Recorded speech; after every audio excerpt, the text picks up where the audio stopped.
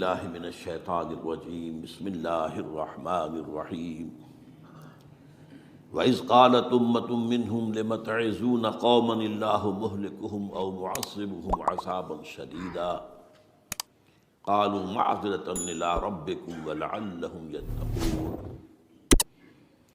وقال عز وجل كما ورد في آخر سورة الأنبياء وَإِنْ أَدْرِي أَقَرِيبٌ أَمْ بَعِيدٌ مَا تُوعَدُونَ إلى قوله تعالى وَإِنْ أَدْرِي لَعَلَّهُ فِتْنَةٌ لَكُمْ وَمَتَاعٌ إِلَىٰ حِينٍ صدق اللہ العظیم۔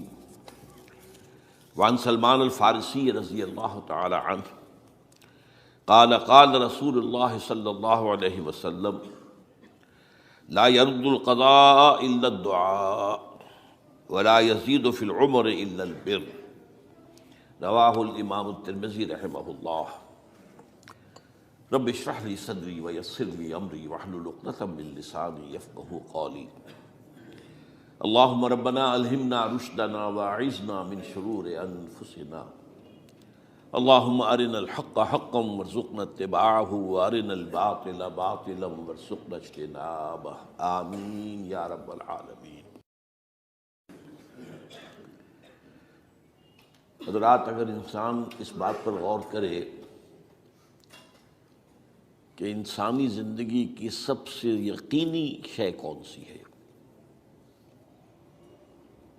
جس میں کسی شک و شبہ کی گنجائش نہیں، زندگی کی سب سے بڑی حقیقت موت ہے جسے ہم بھلائے رکھتے ہیں۔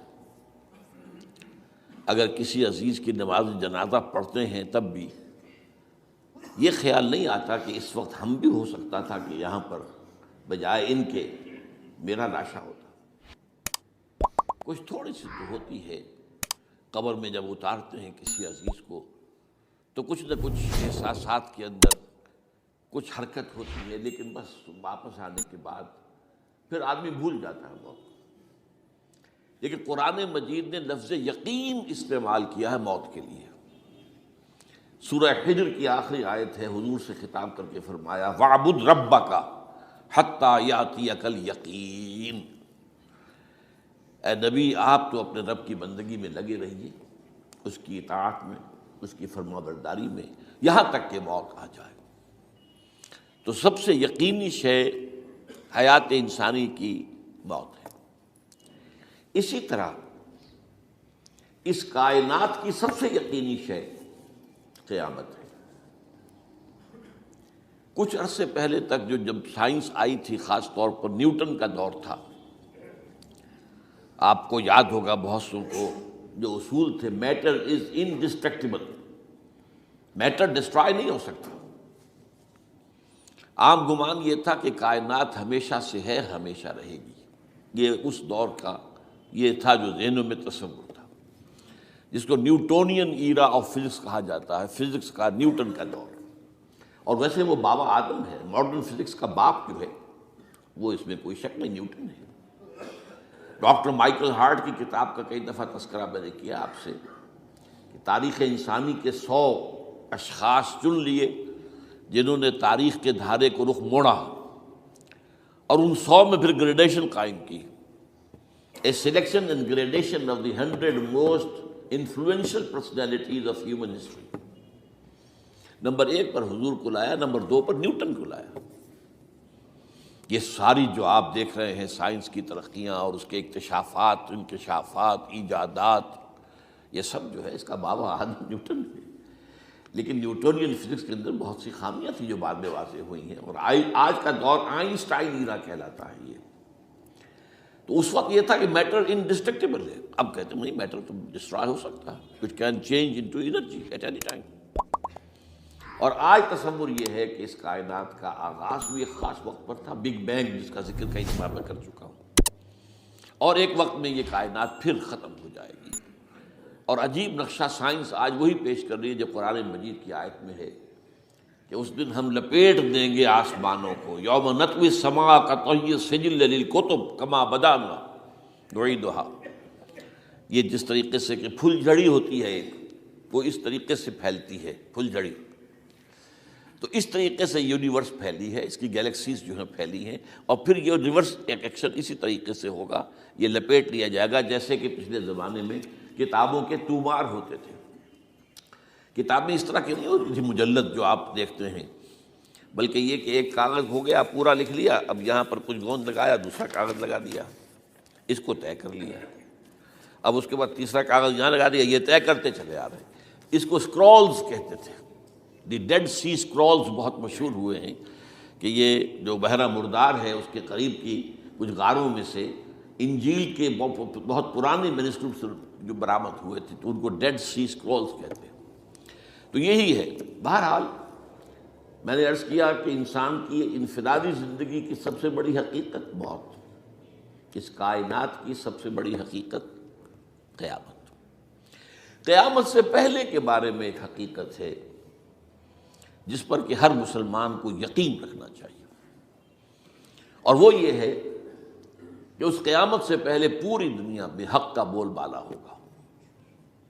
اچھا، یہ وہ بات ہے جو دنیا کے اکثر مذاہب میں ہے، اکثر مذاہب میں، اور خاص طور پر جو تین یہ مذاہب ہیں جنہیں ابراہیمی مذاہب کہا جاتا ہے، یہودیت، عیسائیت اور اسلام، جو صراحت کے ساتھ ہے۔ یہود کے ہاں بھی عقیدہ موجود ہے، عیسائیوں کے ہاں بھی ہے، مسلمانوں کے ہاں بھی ہے، کہ اس سے پہلے، اس کائنات کے ختم ہونے سے پہلے، اس زمین کی قیامت آنے سے پہلے اس پر اللہ کا دین غالب ہوگا، کنگڈم آف ہیون آن ارتھ۔ اور یہی بات حضرت مسیح نے کہی تھی اپنے اس وقت کے جن یہودیوں سے مخاطب تھے، ریپینٹ، توبہ کر لو، for the kingdom of heaven is at and.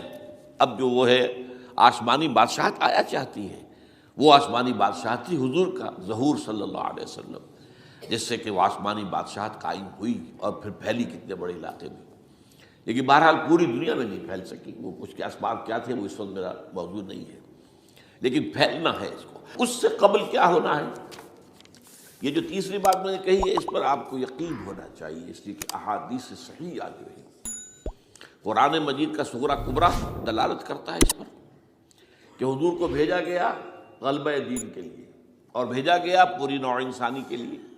تو جب تک پوری نوع انسانی پر دین غالب نہ ہو، حضور کا مقصد بعثت ابھی مکمل نہیں ہے۔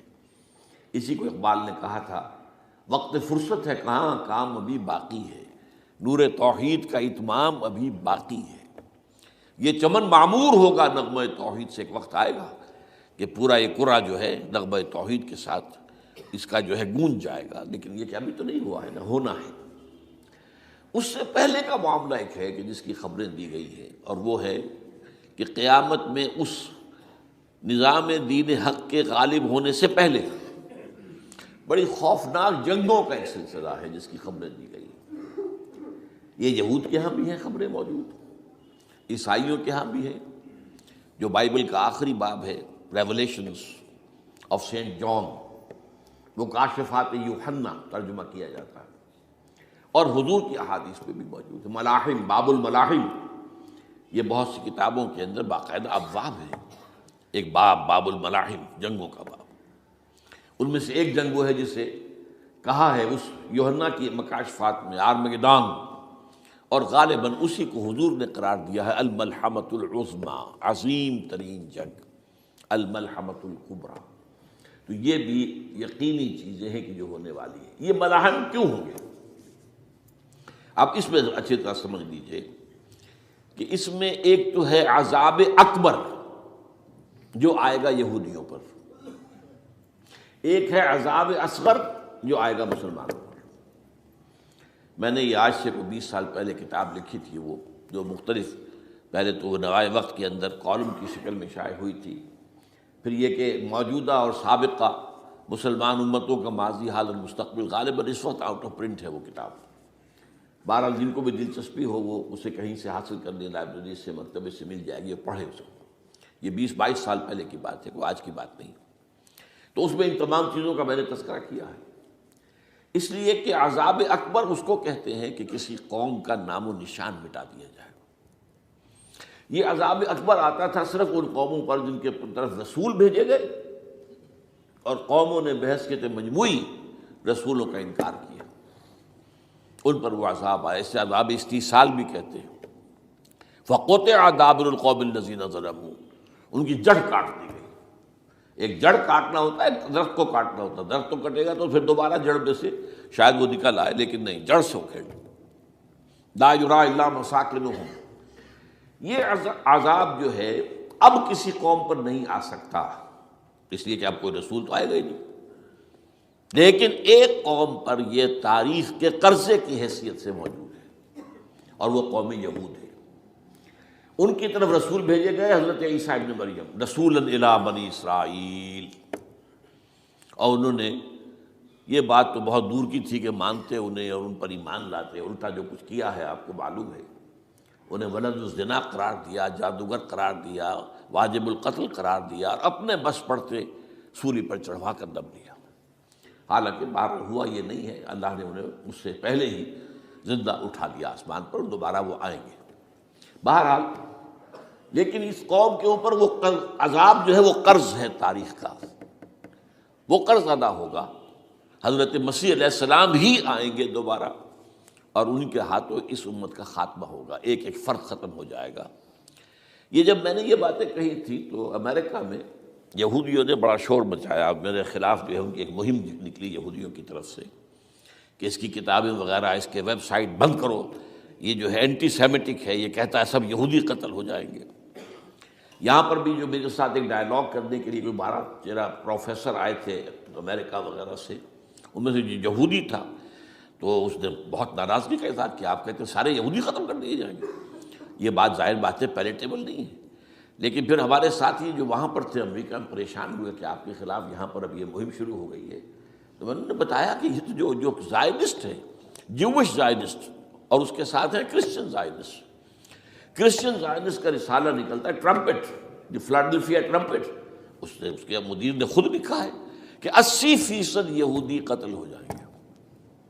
اس کو میں نے یوں سمجھا ہے کہ 20% وہ ہوں گے کہ جو حضرت مسیح کی آمد ثانی پر ایمان لے آئیں گے، وہ بچ جائیں گے، لیکن باقی جو اڑے رہیں گے اس کے بعد بھی تو وہ ختم کیے جائیں گے۔ تو یہ عذاب الاکبر جو ہے تاریخ کا ایک قرض ہے کہ جو ادا ہوگا، ورنہ کسی اور قوم پر یہ عذاب اکبر اب نہیں آ سکتا۔ لیکن دوسرے درجے میں یہ عذاب ہوگا امت مسلمہ پر۔ امت مسلمہ بھی تو عذاب کی مستحق ہو گئی ہے۔ وہ عذاب جو یہودیوں پر بہت پہلے آئے تھے، ضربت علیہم الذلۃ والمسکنۃ وباؤوا بغضب من اللہ، یہ تھا کہ نہیں تھا؟ حالانکہ انہوں تو یہ خیال تھا کہ we are the chosen people of the Lord, ہم تو اللہ کی منتخب قوم ہے۔ وی آر دی، قرآن کہتا ہے کہ ان کا قول یہ تھا، نحن ابناء اللہ واحباؤہ، ہم تو اللہ کے بیٹوں کی طرح ہیں اور اللہ کی جو ہے بہت چہیتے ہیں۔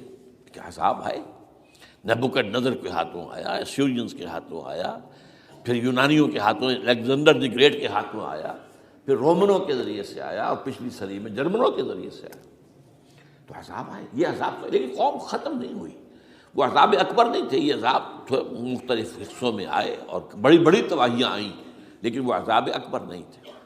اسی طرح کے عذاب ہم پر بھی آئے، ہم پر کروسیڈرز آئے اور لاکھوں مسلمان قتل ہوئے۔ یروشلم ہمارے ہاتھ سے 88 برس تک نکلا رہا، اور اس پر عیسائیوں کا قبضہ رہا، ندیاں خون کی بہہ گئی مسلمانوں کی، اور پورا میڈیٹرینین کا ایریا جو ہے تقریباً قبضے میں رہا ہے عیسائیوں کے۔ پورا یورپ اس وقت آیا تھا۔ یہ جو کروسیڈ نا 250 برس تک وہ جاری رہے، waves after waves of the crusaders coming and attacking and conquering the cities. یہ جتنی بھی فلسطین وغیرہ کا علاقہ ہے جس کے اندر ان کا اثار ہے، اور شام کا علاقہ ساحلی۔ پھر آپ کو معلوم ہے ہمارے اوپر عذاب اس سے بھی بڑا، اس سے کئی گنا بڑا آیا تاتاریوں کے ہاتھوں، کروڑوں کے قریب انسان جو ہے مسلمان قتل ہوئے۔ پھر اس کے بعد آپ کو معلوم ہے کہ پھر یہ یورپین کولونیلزم آ گیا، جیسے ان پر آئے تھے یونانی اور پھر رومی اور اب پھر جرمن، ہم پر آئے انگریز آئے، کہیں ولندیزی آئے، کہیں ڈچ آئے، کہیں ہسپانوی آئے، کہیں اطالوی آئے، کہیں اسپینیئرز آئے، اور پورا کا پورا عالم اسلام ان کے زیر نگین آیا کہ نہیں آیا؟ دی کلونیل ایرا جسے آپ کہتے ہیں۔ تو وہ عذاب ابھی اس امت کے اوپر اور باقی ہے، ایک قرض ہے، اور وہ کیا ہے؟ یہ کلونیل ایرا جب ختم ہوا ہے، ہم آزاد ہونے شروع ہوئے، اب یہ ہمارے لیے ایک امتحان کا مرحلہ تھا بہت بڑا۔ آزاد ہو کر تم کیا کرتے ہو؟ پہلے تو ہم کہہ سکتے ہیں کیا کریں، ہمارے اوپر تو ہم تو مجبور ہیں، ہمیں غلام بنا لیا انگریزوں نے آ کر، ہمیں فرانسیسیوں نے غلام بنا لیا، ہمیں اطالویوں نے غلام بنا لیا، ان کی طاقت کے آگے ہم بے بس ہیں، لاچار ہیں. ٹھیک ہے، لیکن اب آزادی دے کر فَيَنظُرَ كَيْفَ تَعْمَلُونَ، اب تمہیں آزادیاں دے کر پھر اللہ دیکھے گا تم کرتے کیا کیا ہم نے.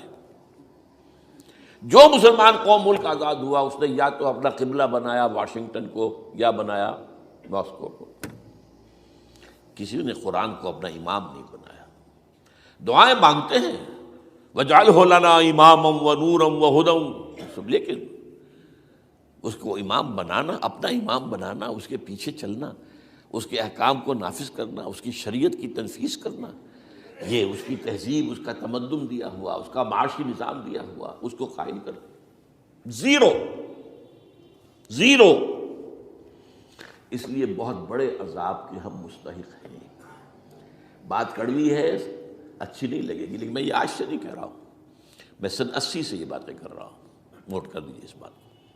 البتہ اس میں یہ ہے کہ اس امت کا معاملہ سب کا ایک جیسا نہیں، لیسو سواء، جیسے سورہ آل عمران میں کہا گیا ہے کہ یہ اہل کتاب بھی سب ایک جیسے نہیں، ان میں بھی کچھ نہ کچھ نیک لوگ تھے. امت قائمۃ آناء اللیل، راتوں کو کھڑے رہنے والے، عبادت کرنے والے موجود تھے. عیسائیوں میں احبار اور رہبان جو تھے وہ بڑے نیک لوگ تھے، اس وقت بھی موجود تھے. لیکن بحثیت مجموعی کا معاملہ کیا ہے اس کو دیکھنا پڑتا ہے نا، بحثیت مجموعی صورتحال کیا ہے. تو صورتحال کیا ہے کہ ہم نے کہیں بھی اللہ کے دین کو قائم نہیں کیا. مذہب تو ہے، لیکن ظاہر بات ہے کہ جرم جو ہے تو پوری امت کا، لیکن سب برابر نہیں ہے. سب سے بڑے مجرم عرب مسلمان. کیوں؟ انہیں اللہ نے جو مقام دیا وہ کسی اور کو نہیں دیا. حضور ان میں سے تھے، یہ رتبہ بلند ملا جس کو مل گیا، رسول عربی ہے نا. نمبر 2، ان کی مادری زبان میں اللہ کی کتاب موجود ہے، انہیں اس کو سمجھنے کے لیے کوئی نئی زبان پڑھنے کی ضرورت نہیں. کوئی ہمارے لیے تو یہ صرف پڑھیں، نحو پڑھیں، یہ پڑھیں، وہ پڑھیں، تب کہیں جا کر اپنی آنکھ سے قرآن پڑھیں، ورنہ ترجمہ پر گزارا کریں. ترجمہ ظاہر بات ہے انسپائر نہیں کر سکتا آدمی کو. ترجمہ تو سیکنڈ ہینڈ نالج ہے. جب آپ ترجمہ پڑھ رہے ہیں تو گویا کہ آپ اس مترجم کی آنکھ سے پڑھ رہے ہیں، اپنی آنکھ سے تو نہیں پڑھ رہے. لہٰذا یہ سب سے بڑا عذاب تو ان پر آنا ہے. وہ جو میں بیان کر چکا ہوں گریٹر اسرائیل کے قیام کا معاملہ کیا ہے، تباہی تو انہی ملکوں پر آئے گی نا. وہ شام ہے، عراق ہے، اس کے لیے پہلا قدم اٹھایا تھا، ابھی تو اس کو ناکام بنا دیا ہے. اللہ تعالیٰ کی جو بھی حکمت ہے. جو عراق پر حملہ تھا وہ اصل میں اس لیے تھا کہ گریٹر اسرائیل کی طرف پہلا قدم تھا. شیرون نے کہہ دیا تھا، یہ جو پڑا ہوا ابھی کہیں مرا نہیں ہے، اس نے کہا تھا جیسے یہ صدام کی حکومت ختم ہوئی ہے، اس کے مجسمے گرائے گئے ہیں، کہ ان قریب عراق پر ہمارا قبضہ ہوگا. یہ اصل میں تھا اس گریٹر اسرائیل کی طرف پہلا قدم. لیکن بہرحال ہونا نقشے جو اب آ رہے ہیں دنیا میں، اب تو بہت عام ہو گیا. 1906 سے 2006 سے چھپا ہوا نقشہ ہے وہ، اور ہمارے اخبارات میں اس کا آدھا ابھی آیا ہے. باقی آدھا تو دیا ہی نہیں گیا ہے. باقی آدھا ہے مڈل ایسٹ سے متعلق. وہاں جو نئی تقسیم ہونی ہے، عراق کے 3 حصے ہونے ہیں. ایک حصہ کردستان کے ساتھ مل جائے گا، وہ گریٹر کردستان، ایران کا کردستان، عراق کا کردستان، ترکی کا کردستان ملا کر ایک کردستان. جیسے ہمارے ہاں پاکستان کا بلوچستان، افغانستان کا بلوچستان اور ایران کا بلوچستان ملا کر گریٹر بلوچستان بنے گا. یہ ان کے نقشہ، یہ نقشہ تو اس میں دیا گیا ہے جو اب اخبارات میں چھپے. وہ اگلا حصہ جو ہے وہ میں آپ کو بتا رہا ہوں. اور جو سعودی عرب کے ٹکڑے ہوں گے کہ ایک چھوٹی سی ریاست بنا دی جائے گی مکہ مدینہ شہروں کے اوپر مشتمل. یہ ویٹیکان ہوگا، جیسے ویٹیکان سٹی ہے روم کے اندر، یہ عیسائیوں کا ایک بڑا مرکز ہے، تو ایک چھوٹی سی حکومت اسے کہتے ہیں، علیحدہ ہے. وہاں اطالوی حکومت کا قبضہ نہیں ہے، وہاں پہ ان کی اپنی حکومت ہے، پوپ کی حکومت ہے.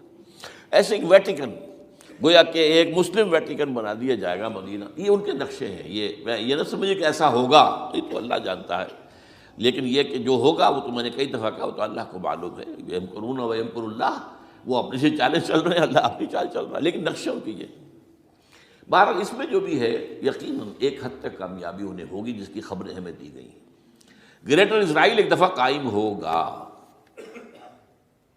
سعودی عرب سے بھی شمالی حصہ لے لیا جائے گا، مدینے میں داخل نہیں ہو سکیں گے بس. اچھا، مکے کو وہ کلیم ہی نہیں کرتے، مکے سے انہیں کوئی سروکار نہیں ہے. لیکن یہ کہ مدینے کو وہ کہتے ہیں یہ ہمارا ہے، ہمیں یہاں سے نکالا گیا تھا، اور وہاں لیکن حدیث میں ہے کہ مدینے میں داخل نہیں ہو سکے گا دجال اور اس کی جو فوج ہے، لیکن باقی شام، عراق، فلسطین، لبنان اور ترکی کا جنوبی حصہ اور مصر میں جو ہے یہ سینائی پیننسلا کے ساتھ ساتھ سارا، وہ اس پر تو رو رہے ہیں ابھی تک یہودی کہ کیوں واپس کر دیا سینائی پیننسلا، 1967 وار میں ہم نے جیتا تھا اسے، بعد میں وہ اسحاق ریبن اور یاسر عرفات کے درمیان دوستی کروائی تھی کلنٹن نے، جس کے نتیجے میں وہ واپس آیا ہے، لیکن یہ کہ وہ واپس لے گئے، اور اس کے علاوہ جو فرٹائل علاقہ ہے نائل کے ڈیلٹا کا وہ بھی ان کی شامل ہے۔ تو اس ظاہر بات ہے جب یہ ہوگا تو بڑی تباہی آئے گی، اس میں تو کوئی شک ہی نہیں۔ تو سب سے بڑی تباہی مسلمانان عرب پہ آئے گی، اور کیوں ہوگی؟ مستحق ہیں اس کے، انہوں نے اس کے باوجود کہ قرآن ان کی اپنی زبان میں ہے، انہوں نے اس قرآن کو اپنا امام نہیں بنایا۔ نمبر 2 پر میں ہمیشہ کہتا رہا ہوں کہ جو مسلمانان عجم، اگر فرض کیجئے کہ 140 کروڑ مسلمان اس دنیا میں ہیں تو 30 کروڑ کے قریب جو ہیں وہ عرب ہیں، باقی 110 کروڑ جو ہیں، 1 ارب سے زیادہ تو غیر عرب مسلمان ہیں۔ ان میں سب سے بڑے مجرم جو ہے وہ ہم مسلمانان پاکستان، ہم نے ایک تقسیم کرائی اسلام کے نام پر، ہم نے کہا کہ ہم اسلام کا نظام قائم کریں گے، اور اللہ نے ہمیں معجزے کے طور پر وہ ملک عطا کر دیا پاکستان۔ اب قمری حساب سے 63 برس گزر چکے ہیں، جو آپ 61 کہتے ہیں، اگر قمری حساب رکھیں 63 برس ہو چکے، کہاں ہے وہ اسلام؟ لہذا مستحق۔ لیکن اب اس میں یہ ضرور ہے کہ ابھی پاکستان کے معاملے کو میں سمجھتا ہوں کہ ہینگنگ ان دی بیلنس والا معاملہ ہے، ابھی نہیں کہہ سکتے، اللہ تعالیٰ شاید کوئی توفیق دے دے، کوئی معجزہ ہو جائے، کیونکہ میرا تو یقین یہ ہے کہ یہ قائم بھی معجزے سے ہوا ہے، جس پر میں نے تفسیراً کتاب میں لکھا ہوا ہے اپنی استحکام پاکستان، اور اب کوئی دوبارہ معجزہ ہو سکتا ہے، اور وہ معجزہ کیا ہوگا کہ پوری قوم میں توبہ کی ایک کیفیت پیدا ہو جائے، اللہ کے کرنے سے ہو سکتی ہے۔ تمام انسانوں کے دل جو ہے اللہ کی 2 انگلیوں کے مابین ہے، حضور نے ہمیں خبر دی ہے، جدھر چاہتا ہے پھر دیتا، تو کوئی عجب نہیں کہ ایسا ہو جائے۔ بہرحال اس اعتبار سے میں آپ سے عرض کر رہا ہوں کہ یہ پاکستان کے بارے میں نے جو آپ کو 2 آیتیں سنائی ہیں سورہ انبیاء کی، اس آخر کے حصے میں آئی ہیں سورہ انبیاء میں، وَإِنْ أَدْرِي أَقَرِيبٌ أَمْ بَعِيدٌ مَا تُوعَدُونَ۔ دیکھو لوگوں، مجھے یہ معلوم نہیں ہے کہ جس عذاب خداوندی کا تم سے وعدہ کیا جا رہا ہے وہ قریب آ گیا یا دور ہے۔ یہ حضور سے کہا جا رہا ہے، قل، آپ یہ کہہ دیجیے، ان ادری اقریب ام بعید ما توعدون۔ ساتھ ہی یہ بھی فرمایا وَإِنْ أَدْرِي لَعَلَّهُ فِتْنَةٌ لَكُمْ وَمَتَاعٌ إِلَىٰ حِينٍ، اور مجھے نہیں معلوم، ہو سکتا ہے کہ یہ تمہارے لیے ایک فتنہ بن کر معاملہ آ گیا ہو اور ابھی تمہیں اور مہلت دے دی جائے۔ اس حوالے سے ہم نہیں کہہ سکتے، اب آپ کو معلوم ہے میں تفصیل سے بیان کر چکا ہوں جس طریقے سے مجموعی طور پر پاکستان میں گھیراؤ کیا گیا ہے، اور جس طریقے سے یہ جتنا نیو کونز کا اور کرسچن اور جو جیوش زائنسٹ ہیں، اور اب ان کے اندر اضافہ کیجیے اب ہندو زائنسٹ کا، اب یہ جس طریقے سے گھیرے کے اندر لے رہے ہیں پاکستان کو، جس طرح بھارت کی فوج افغانستان میں بھی آ رہی ہے، اس نے اپنے کتنے قونصل خانے کھولے ہوئے ہیں افغانستان میں، کس لیے؟ جو کچھ وہ ہو رہا ہے بلوچستان کے اندر، جو کچھ ہمارا پورا صوبہ سرحد ہے، اور اس سے آگے بڑھ کر جو کچھ کراچی میں ہو رہا ہے، یہ سارے معاملات جو ہیں وہ دیکھ لیجئے تو گویا کہ باہر سے ہمارا گھیراؤ مکمل ہو چکا ہے، اور اس میں یہ ہے کہ تازہ جو بمبئی کے اندر جو ہوئے ہیں معاملات وہ نوٹ کیجئے کس طریقے سے اب اسے کہا جا رہا ہے کہ کچھ مسلمانوں نے کیا ہے، حالانکہ اس کے اندر سب سے بڑا ثبوت یہ ہے کہ ایک ہندو ہیمنت، جس نے کہ وہاں ساری تحقیقات کی کہ سمجھوتا ایکسپریس کو جو اڑایا تھا کس نے اڑایا تھا، اس کی انہوں نے کہا جب کی ہے تحقیقات، اب یہ اس کو گیو دم دی کریڈٹ، ہندو قوم کے اندر کم سے کم یہ بھی بات موجود ہے، جہاں وہ بدماشیاں ہیں وہاں یہ بھی ہے، یہ خیر بھی ہے، جہاں برائیاں ہیں ان کے اندر وہ خوبیاں بھی ہیں۔ ان کا ایک کمیشن ہے، اس نے صاف ایک ہندو کو، اور ہندو بھی سرونگ کرنل کہا یہ ہے ماسٹر مائنڈ، اس نے کروایا، اور وہ گرفتار ہوا، serving kernel of Bharat army. تو اب ظاہر بات ہے کہ اس کو مارا گیا ہے بمبئی میں، اس کو مسلمان کاہے کو مارے گے؟ مسلمانوں کا تو وہ کہ محسن تھا، وہ مسلمان کس وجہ سے اسے مارے گے؟ اسے مارنے والے کون ہیں؟ وہی ہندو زائنسٹ کہہ لیجئے ان کو، یا ہندو تشدد پسند کہہ لیجئے، جو پاکستان کو ختم کرنے پر تلے بیٹھے ہوئے ہیں۔ یہ ان کا در حقیقت کام ہے کہ اس شخص نے اتنی بڑی حرکت کی کہ ہمیں جو ہے ہماری سازش کو بے نقاب کر دیا۔ تو تو اصل میں لیکن یہ سب کچھ جو ہو رہا ہے وقتی طور پر تو بہت زیادہ طوفان اور جوش آیا تھا، معلوم ہوتا تھا کہ شاید 9/11 والا معاملہ جو تھا نیو یارک کا، اس کے نتیجے میں جو ایک دم امریکہ جو ہے نکلا ہے غصے کے اندر، اور پوری قوم اس کی کھڑی ہو گئی اور پوری دنیا جمع ہو گئی افغانستان پر حملے کے لیے، شاید ایسا معاملہ ہو جائے، لیکن نہیں، اللہ کا شکر ہے کہ یہ معاملہ جو ہے ان ادری لعلہ فتنۃ لکم ومتاع الی حین۔ ابھی کل کی جو تازہ ترین رپورٹ ہے وہ یہ ہے کہ اوباما کو بریفنگ دی گئی ہے کہ پاکستان کے جو نیوکلیئر بامبس ہیں وہ ولنریبل ہیں، اور ان کے اندر اندیشہ ہے کہ وہ جو ہے شدت پسندوں کے ہاتھ میں نہ پڑ جائیں۔ اس کو کوئی نہ کوئی بہانہ انہوں نے بنانا، یہ جو میں آپ سے عرض کر چکا ہوں، کچھ ہمارے لوگوں کو یہ امیدیں ہو گئی تھی براک اوباما کے آنے سے۔ یہ میں نے پھر اس کے بعد ایک مضمون میں پڑھا ہے، آپ کے لیے بھی نئی بات ہوگی۔ براک کا لفظ جو ہے اس میں یہ بھی اسلامی ہے، یہ برکت سے ہے، اس لیے کہ اس کا باپ جو ہے وہ سواحلی علاقے کا، سواحلی زبان جو ہے، کینیا کا ساحلی علاقہ جو ہے وہ سواحلی زبان جو ہے اس میں عربی کی بڑی آمیزش ہے، کیونکہ وہ تو بہت قریب ہے نا، عرب سے کتنا فاصلہ ہے، وہ درمیان میں وہ ریڈ سی ہے، بڑا چھوٹا سا سمندر ہے، تو سواحلی زبان میں عربی اثرات ہیں۔ تو یہ برکت والی بات، جیسے ہم کہتے ہیں کسی کا نام برکت حسین، برکت علی، تو یہ وہ ہے باراک برکت والا، باراک حسین، اور پھر حسین کا موجود۔ تو اس سے بڑی توقعات ہو گئی تھی، لیکن نظر یہ آ رہا ہے کہ جو بش کا ایجنڈا تھا، اس لیے کہ اصل میں اس کی پالیسی بنانے والے میں آپ کو بتا چکا ہوں، کوئی ایک فرد نہیں ہوتا وہاں تو پورے ادارے ہیں، بڑے بڑے تھنک ٹینکس ہیں، اور یہ ثابت ہو گیا ہے کہ اس اوباما نے آتے ہی سب سے زیادہ کٹر جو زائرس تھا امریکہ کے اندر، جس کا نام ہی اسرائیل ہے، اسرائیل رحم، جو ہے اسرائیل رحم ایمانویل، اس کو اپنا بنایا chief of the white house staff.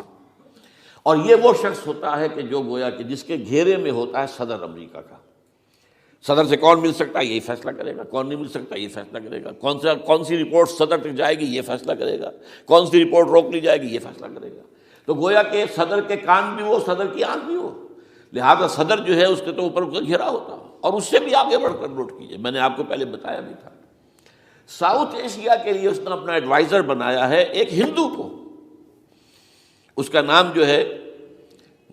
نام ہے سونال شاہ، اور یہ جو ہندوؤں کی تنظیم ہے، جو انتہائی جو ایکسٹریمسٹ ہندو ہیں، وشوا ہندو پریشد، یہ وشوا سری پرشانت ہے، جس کا اسٹوڈنٹ ونگ ہے بجرنگ دل کا یاد۔ ساؤتھ ایشیا سے مراد بھارت اور پاکستان، اس کے معاملات میں اس کا ایڈوائزر جو ہے سونال شاہ ہے۔ تو حالات جو ہے اس اعتبار سے انتہائی یوں سمجھیے کہ خطرناک۔ اور دوسری طرف اندرون معاملہ کیا ہے؟ سائنس کی دو اصطلاحات آپ نے سنی ہوگی، centrifugal forces, centripetal forces. Centrifugal وہ ہوتی ہے کہ جو مرکز سے توڑنے والی ہوتی ہے، بھاگتا ہے ہر ایک مرکز کو چھوڑ کر، یہ سینٹریفیوگل فورسز ہے۔ سینٹریپیٹل وہ ہوتی ہیں جو مرکز کی طرف لانے والی ہو، جو ایک مرکز کے گرد لوگوں کو جمع کرے، تو مرکز گریز اور مرکز کی طرف رخ کرنے والی۔ ہمارے پاس سینٹریپیٹل فورس صرف ایک ہے، وہ اسلام ہے، اور وہ ہے نہیں۔ ہر چند کہیں کہ ہے، نہیں ہے، کہاں ہے؟ نظام کہاں ہے؟ مذہب تو ہے، مذہب تو انڈیا میں بھی ہے، مذہب امریکہ میں بھی ہے، مذہب کی تو کوئی کمی نہیں ہے۔ فاسٹسٹ گروئنگ ریلیجن میں نے بارہا کہا ہے دنیا میں مانا جا رہا ہے کہ اسلام، لیکن مذہب دین کہیں نہیں۔ حضور بھیجے گئے تھے دین کو غالب کرنے کے لیے۔ هو الذی ارسل رسولہ بالہدی ودین الحق لیظہرہ علی الدین کلہ۔ سینٹریفیوگل فورسز آپ کو یاد ہوگا، میں نے گنوا دیا تھا ایک دفعہ۔ آپ کا نارتھ پول کیا ہے؟ NWFP، وہاں حکومت اس نے کن کی ہے؟ وہ اسفند یار ولی، جس کا دادا، جس نے پاکستان میں دفن ہونا گوارا نہیں کیا، جن کا پختہ موقف یہ ہے، اس کے باپ کا بھی ولی خاں کا یہ تھا کہ انگریز نے بنایا ہے، پاکستانی انگریز کا بنایا ہوا ہے، یہ انگریزی سازش کے نتیجے میں وجود میں آیا، and they believe in that۔ اور اس کے ساتھ مولانا فضل الرحمان ہیں، جن کے والد مرحوم نے یہ کہا تھا کہ اللہ کا شکر ہے ہم پاکستان کے بنانے کے گناہ میں شامل نہیں تھے۔ یہ ہیں اس وقت وہاں کی فورسز۔ اور جنوب میں نہ معلوم کب سے ان کا نقشہ بن رہا ہے جب سے یہ MQM قائم ہوئی تھی، مہاجر قومی موومنٹ تھی، بعد میں انہوں نے اپنا رنگ بدلا ہے، کچھ تبدیل کیا ہے، لیکن یہ کہ اصل میں تو وہی ہے. گرگٹ رنگ بدل رہے تو اس کی فطرت تو نہیں بدلتی، ہے تو وہی اردو اسپیکنگ. اور اب جو ہنگامے ہو رہے ہیں وہ پختون اور اردو اسپیکنگ کے درمیان ہنگامے ہو رہے ہیں، اور زیادہ پٹھانوں کو مارا جا رہا ہے، ان کی دکانیں جلائی جا رہی ہیں. یہ بسیں جتنی جلتی ہیں وہ اس لیے کہ زیادہ تر ٹرانسپورٹ جو ہے وہاں پر وہ پختونوں کے ہاتھ میں ہے. یہ وزیری وغیرہ لوگ جو ہے محسود ہیں، یہ لوگ ہیں وہاں پر جو ہے اکثر و بیشتر بہت سے مساجد کے اندر آپ کو جو امام ملیں گے وہ پٹھان ملیں گے، جو پہرے دار ملیں گے وہ پٹھان ملیں گے.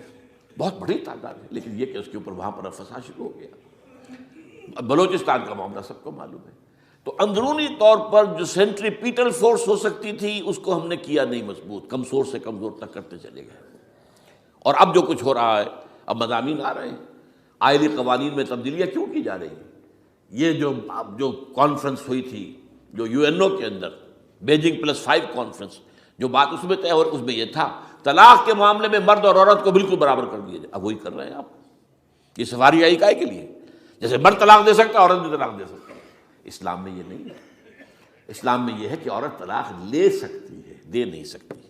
وہ لے گی یا تو شوہر سے خود کہے بھائی تم مجھے آزاد کر دو، تم نے مجھے مہر دیا تھا میں واپس کرتی ہوں، یا یہ آدھا لے لو، یا یہ ہے کہ وہ اپنے بڑوں سے بزرگوں سے اور اس کے بڑوں بزرگوں کو بیچ میں ڈالے، یا عدالت میں جائے. عدالت اگر کو قائل کر دے گی کہ عدالت کے واقعی اس کے معاملات ان کے صحیح اب نہیں نبھ سکتے، وہ سیپریٹ کر دیں گے. وہ ایک ہے خلا لی جا سکتی ہے، طلاق دی نہیں جا سکتی. یہ فرق رکھا گیا. اسلام میں مرد اور عورت اسینشلی برابر ہیں. As human beings they are equal. کوئی فرق نہیں، کوئی اونچا نہیں، کوئی نیچا نہیں. جو بھی انسان کے اندر شرف انسانیت ہے، اشرف المخلوقات ہونے کا جو مقام حاصل ہے، وہ مرد کو بھی عورت کو بھی ہے. ان میں کوئی فرق نہیں. لیکن جب ایک مرد اور ایک عورت مل کر ایک خاندان کی بنیاد ڈالتے ہیں، اب وہ برابر نہیں ہے. الرجال قوامون علی النساء. کوئی بھی انسٹیٹیوشن ہو اس میں دو برابر کے سربراہ نہیں ہو سکتے. دونوں کا اختیار ایک جیسا ہو تو کیسے چلے گی گاڑی؟ چل ہی نہیں سکتی. آپ ڈائریکٹر جو ہے 100 بنا لیں، مینیجنگ ڈائریکٹر ایک ہوگا. ظاہر بات ہے دو تو نہیں ہو سکتے. لہذا انسٹیٹیوشن فیملی کے لیے اسلام نے جو نظام دیا ہے، یہی طلاق کا معاملہ ہے، وراثت کا معاملہ ہے. عورت کے ذمے کچھ اور کام لگائے ہیں، مردوں کے ذمے کچھ اور کام لگائے ہیں. مرد ذمہ دار ہے، کفیل ہے، لہذا وراثت میں اس والد کی طرف سے اسے 2 حصہ ملتا ہے. لڑکی کی کوئی ذمہ داری ہے ہی نہیں. وہ تو بلکہ شادی بھی ہوگی تو شوہر سے مہر لے گی، لڑکا شادی کرے گا تو مہر دے گا. تو یہ تمام چیزیں جو ہیں آرٹیکولیٹڈ ہیں، یہ ایک دوسرے کے ساتھ منطقی طور پر جڑی ہوئی ہیں، اور وہ جو ہے تباہ کرنے کر تلے ہوئے ہیں ہمارے خاندانی نظام کو. عورت اور مرد کو برابر کر دیا جائے. یہ سارا، اور اس سے پہلے جو آیا تھا معاملہ وہ بھی تقریباً یہ ہے کہ زنا کے معاملے سے جو خوف ہو سکتا تھا عورت کو وہ ختم ہو جائے. اس لیے کہ عورت کا معاملہ کیا ہے، اگر زنا سے حمل رہ گیا تو اس کا ثبوت تو آ گیا، کوئی اور گواہ ہے یا نہیں ہے، یہ حمل کہاں سے لائی ہو تم؟ ٹھیک ہے، طے کیا کر دیا. پرچہ بھی درج نہیں ہو سکتا اس کا جب تک کہ 4 چشمدید گواہ جا کر کسی مجسٹریٹ کے سامنے گواہی نہ دیں کہ ہم نے اپنی آنکھوں سے دیکھا ہے، تب پرچہ درج ہوگا، تحقیق اس کے بعد ہوگی. یہ کہاں ہوگا؟ اس کا مطلب ہے وہ خوف ختم، جو خوف ہو سکتا تھا، جو عورت کو روکتا ہے. ایک تو یہ کہ ہمارے ہاں وہ جو بھی آبادی کا معاملہ تھا اور یہ جو برتھ کنٹرول کے معاملے نے آ کر خوف ختم کیے تھے، اور اس کی باقاعدہ جو ہے امریکہ میں، یورپ میں تعلیم دی جاتی ہے. ٹین ایجرز کو اسکولوں کے اندر سکھایا جاتا ہے کہ تم جو چاہو کرو، لیکن یہ کہ یہ ذرا یہ احتیاط کرو، بس اللہ نہ خیر سمجھ. وہی اسی رنگ پر ہماری تہذیب کو لے جانا چاہتے ہیں. اب یہ دونوں نقشے ایسے ہیں کہ جس کے نتیجے میں جیسا کہ میں نے عرض کیا، محسوس ایسا ہوتا ہے. یہ میں ابھی کہہ رہا ہوں، میں یقین سے نہیں کہہ سکتا. وَإِنْ أَدْرِي لَعَلَّهُ فِتْنَةٌ لَكُمْ وَمَتَاعٌ إِلَىٰ حِينٍ. ہو سکتا ہے، ہوپنگ اگینسٹ ہوپ، ہو سکتا ہے کوئی معجزہ آ جائے اللہ تعالیٰ کی طرف سے. جیسے کہ پہلے معجزہ آیا تھا تو خدایا آن کرم بارے دیگر کو نے اللہ دوبارہ بھی معجزہ دکھا، اور ان تمام سختیوں سے، ان تمام سے ہمیں گزار کر اس کا امکان موجود ہے. امکان کو میں نفی نہیں کر سکتا، اس لیے کہ اللہ کی قدرت ہے. یخرج الحی من المیت، مردے سے زندہ کو برآمد کرتا ہے. ایک قوم مر چکی ہو، اس میں سے ایک زندہ قوم برآمد ہو جائے. جیسا کہ میں نے پچھلے سال جو تحریک چلی تھی جو وہ کلا کے تو میں نے کہا تھا کہ مجھے یہ گمان ہوا کہ میں یہ سمجھ بیٹھا تھا کہ یہ قوم بالکل مر چکی ہے، لیکن نہیں، جان ہے۔ یہ میں اس سے پہلے یہ جملہ کہا کرتا تھا، it's no use whipping the dead horse, لیکن میں نے کہا نہیں، جان ہے اس میں۔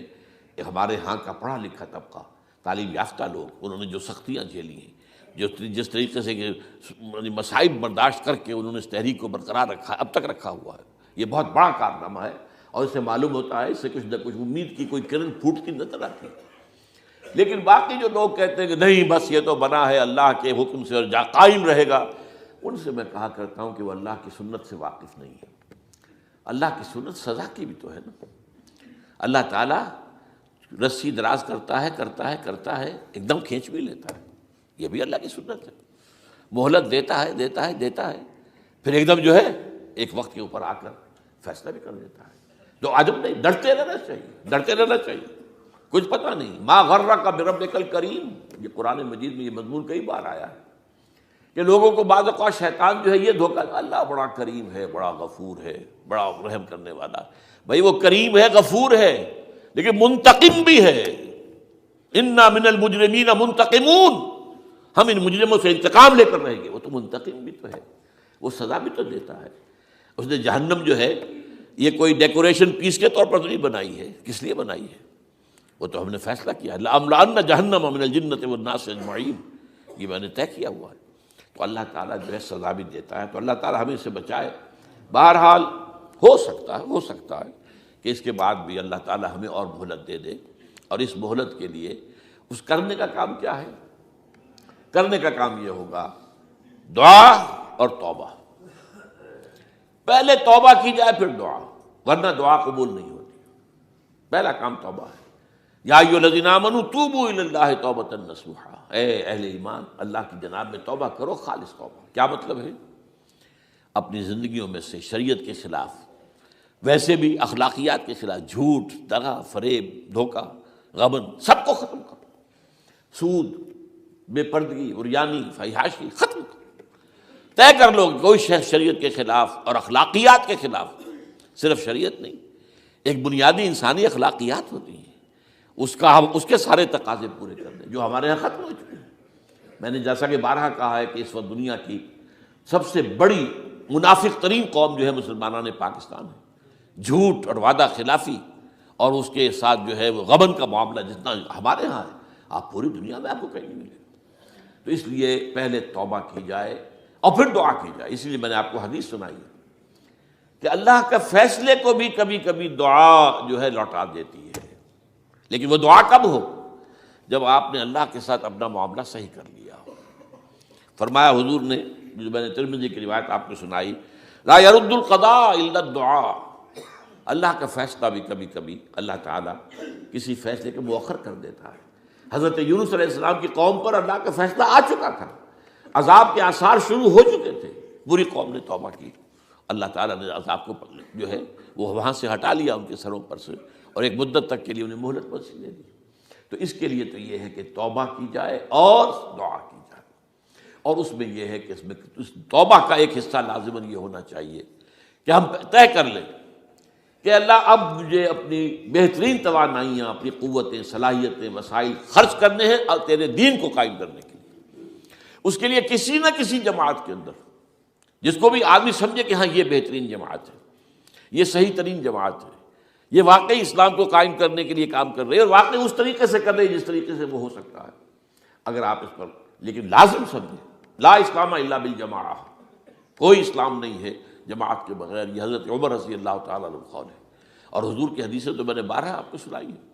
انی آمرکم بخمس اللہ امرنی بہن بالجماعۃ والسمع والطاعۃ والہجرۃ والجہاد فی سبیل اللہ، میں تمہیں 5 باتوں کا حکم دے رہا ہوں، اور یہ 5 باتیں وہ ہیں جن کا اللہ نے مجھے حکم دیا ہے، جماعت، سمع و طاعت اور جہاد و ہجرت، یہ 5 باتیں۔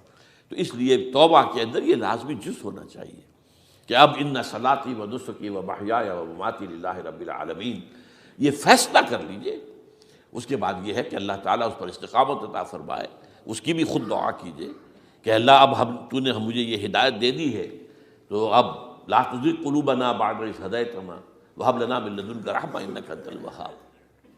ایک دوسری آخری بات میں آج صاحب سے کہہ رہا ہوں ڈرتے ڈرتے اگر خدا نہ خواستہ، خدا نہ خواستہ، خدا نہ خواستہ، خاکم بدہن، اگر پاکستان کے لیے بھی اللہ تعالیٰ کی طرف سے آخری سزا کا فیصلہ ہو گیا ہو، جس کے چرچے ہیں، تیری بربادیوں کے مشورے ہیں آسمانوں پر، وہ آسمان اوپر کے آسمان اور ہیں، زمین کے آسمان بھی تو ہیں نا، یہ امریکہ، یہ وائٹ ہاؤس، یہ پینٹاگون، یہ جو ہے اسٹیٹ ڈپارٹمنٹ، یہ سب جو کیا ہے، نیٹو کا ہیڈ کوارٹر، یہ ساری چیزیں کیا ہیں؟ تو تیری بربادیوں کے مشورے ہیں آسمانوں میں، اور اس کے لیے خبریں وہ دیتے آ رہے ہیں۔ بہت سے لوگ کہتے ہیں یہ خام خواہ کے ہیں ان کے، یہ ہمارا صرف بھی ہماری بددلی پیدا کرنے کے لیے نہیں، لیکن یہ کہ جو کچھ انہوں نے نقشے بنائے تھے وہ نقشے تو پورے ہوتے چلے آئے۔ 1897 میں یہودیوں نے جو فیصلے کیے تھے، 20 برس کے بعد بالفور ڈیکلریشن کی شکل میں وہ فیصلہ آ گیا، یہودیوں کو فلسطین میں آبادی کا حق دے دیا گیا، Balfour declaration 1917، only 20 years later. اس کے 20 سال بعد 48 میں اسرائیل قائم ہو گیا۔ کوئی تصور کر سکتا تھا پچھلی صدی کے اندر یہودیوں کی حکومت قائم ہو جائے گی دنیا میں؟ کہیں امکان کوئی نہیں تھا۔ پوری دنیا میں پھر ادھر ادھر پھیلے ہوئے، منتشر، جسے وہ ڈائسپورا کہتے ہیں، اور یورپ میں تو شدید نفرت تھی ان سے۔ لیکن یہ کہ جس طرح انہوں نے رفتہ رفتہ وہاں پر قدم جمائے ہیں، جس طرح ان کو اپنے قابو میں لیا ہے، جس طرح ان میں مذہبی تقسیم پیدا کی ہے، کیتھولکس کی اور پروٹیسٹنٹس کی، پروٹیسٹنٹس کو اعلی کار بنایا ہے، سیکولرزم اور اس کے بعد سود پر مبنی معیشت کا نظام وہاں نافذ کیا ہے، بینک کا نظام قائم کیا ہے، ای بنوک، ای فکر چالاک یہودیوں کا قائم کرنا ہے یہ بینک کا نظام، اور سب سے پہلا بینک انہوں نے انگلینڈ میں قائم کیا تھا۔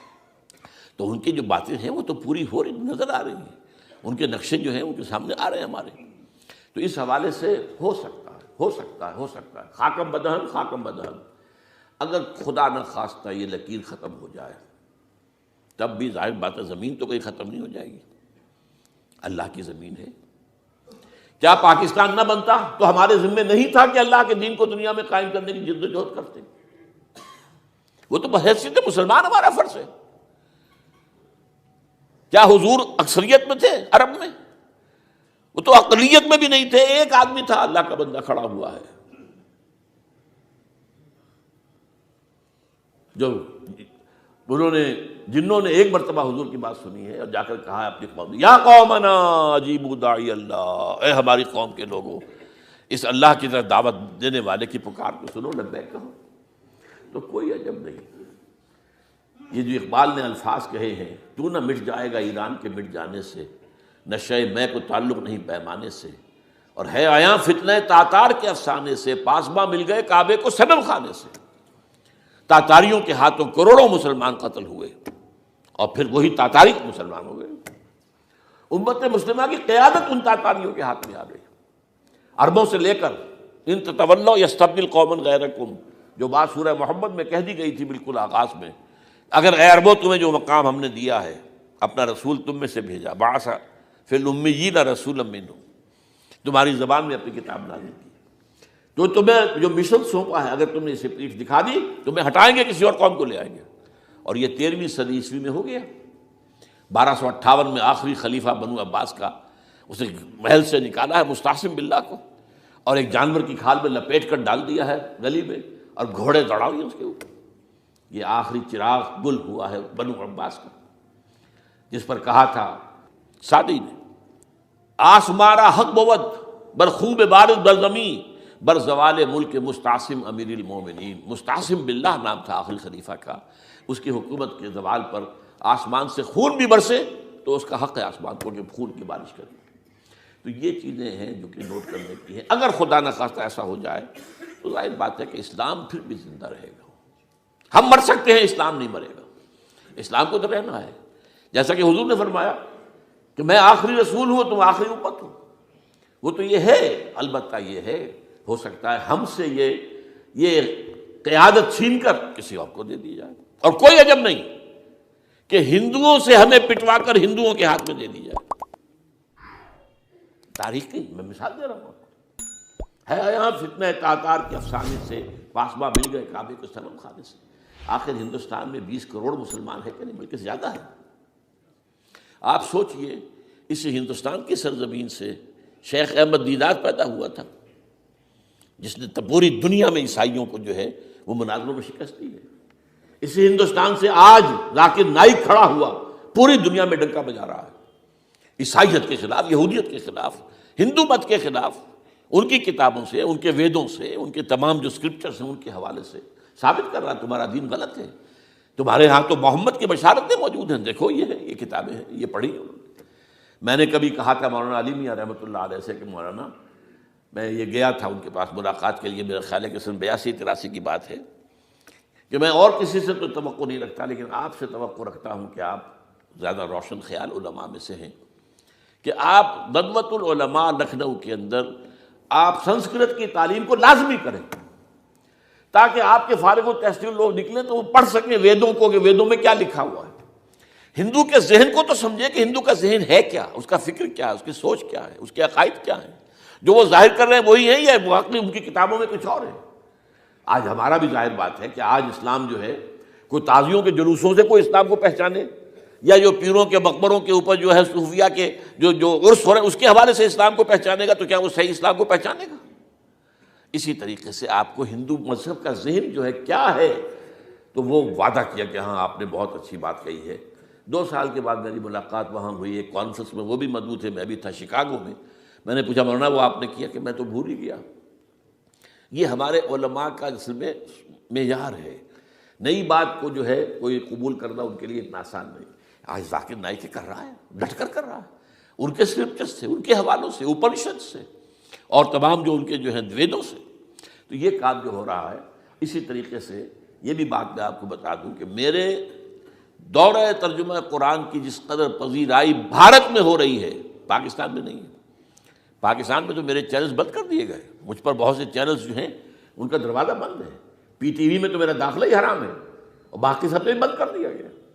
ایک جو ہے ہمارے ہاں ایک مائنورٹی کمیونٹی ہے، وہ اتنی زوردار ہے، اور ظاہر بات ہے نیوسنس ویلیو اگر زیادہ ہے تو وہی چیز دنیا میں چلتی ہے۔ آپ کو معلوم ہے بند کرا دیا انہوں نے کچھ عرصے کے لیے، اب ذاکر کا پروگرام بھی ممبئی میں بند کرا دیا تھا لیکن وہاں تو کھل گیا، اس لیے کہ کم سے کم ذاکر نے پچھلے دنوں کہا ہے ایک کانگریس ایک اپنے اجلاس کے اندر، اور یہ عجیب بات ہے، اس سے پہلے اس نے کبھی کوئی سیاسی بات نہیں کی، لیکن اس نے یہ بات کہی ہے کہ پہلے تو کہا جاتا تھا ہندوستان میں کہ مسلمان تعلیم حاصل نہیں کرتے، جاہل ہیں، اس لیے پیچھے رہ جاتے ہیں، اور آج جب مسلمان آگے آگے ہے تعلیم میں تو اب آئی ٹی کے میدان میں دروازہ بند کر دیا گیا مسلمانوں کا۔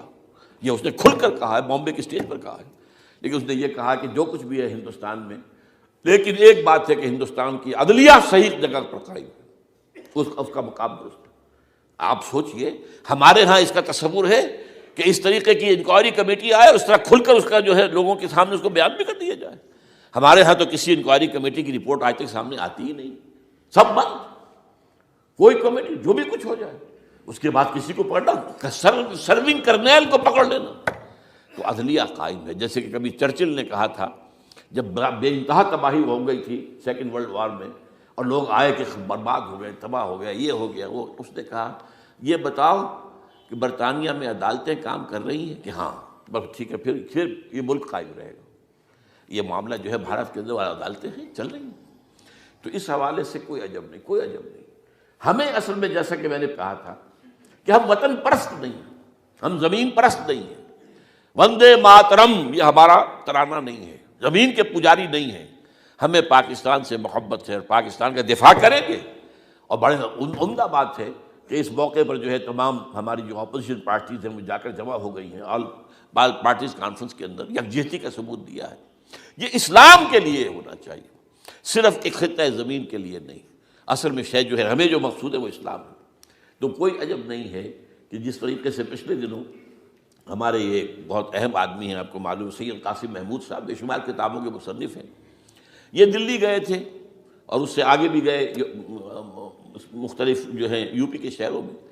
انہوں نے واپس آ کر جو خط لکھا تھا، پھر ندائے خلافت میں شائع بھی کر دیا تھا کہ وہاں تو گلی کوچوں میں آپ کا نام گونج رہا ہے، اس درجے وہاں پر یہ درس قرآن کا معاملہ جو ہے۔ اور اگر آپ نے کبھی پیس ٹی وی پر وہ دیکھے ہوں میرے 10 لیکچر جو میں دے کر آیا تھا آج سے 4 سال پہلے، 15,000 افراد، اور یہ کہنے میں 15,000 نہیں ہے، ورنہ تو اسے 50,000 کا بھی کہا جا سکتا ہے مجمع کو، وہ تو گنتی اس لیے ہے کہ کرسیاں رکھی گئی تھی 15,000، اور ساری کرسیاں فل تھیں اور بھی لوگ کھڑے ہوئے تھے، تو 15,000 پلس۔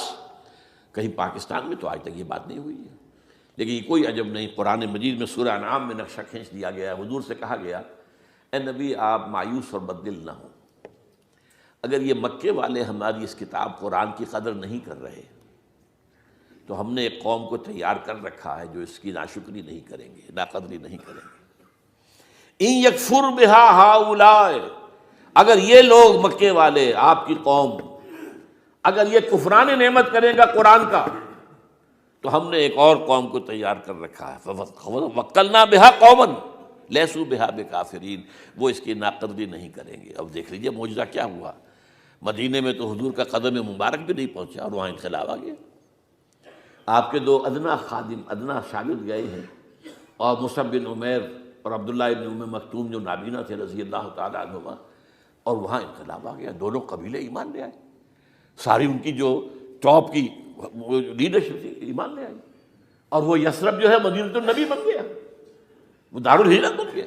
تو کوئی عجب نہیں، تو ہمیں تو چمٹے رہنا اسلام کے ساتھ اور اس کے لیے اپنی جد و جہد کو جاری رکھنا ہے، اور اس ملک کے اندر بھی ہر خیر کی بات کی ہم دعوت دیتے رہیں گے، مشورے دیتے رہیں گے۔ البتہ یہ ہے کہ لوگ کہہ سکتے ہیں کہ تم کس قوم کو، یہ تو ختم عذاب ہونے والا ہی ہے، بس کس کو ڈرا رہے ہو؟ تو اس لیے میں نے آیت پڑھی تھی، اذ قالت امۃ منہم لم تعظون قوما اللہ مہلکہم او معذبہم عذابا شدیدا، جبکہ ایک قوم نے کہا کیوں ان کو وعظ کہہ رہے ہو، کس لیے، کچھ حاصل نہیں، اب ان پر تو اللہ کا عذاب آ کر ہی رہے گا اور عذاب علیم آ کر رہے گا۔ تو انہوں نے جواب دیا، قالوا معذرۃ الی ربکم، ہم اپنے رب کے حضور میں جا کر معذرت تو پیش کر سکیں گے، اے اللہ ہم چمٹے رہے تیرے دین کے ساتھ، اے اللہ ہم نے اپنے آپ کو وابستہ کیے رکھا، اپنی بہترین صلاحیتیں اور قوتیں اور اپنی توانائیاں صرف کی ہیں اے اللہ اس کام کے لیے۔ اور یقین کا لفظ بھی میں نے شروع میں کہا تھا آپ سے، موت اور قیامت، اور دو مرتبہ آیا ہے قرآن کے بارے میں، ان ھذا لھو الحق الیقین، انہ الحق الیقین۔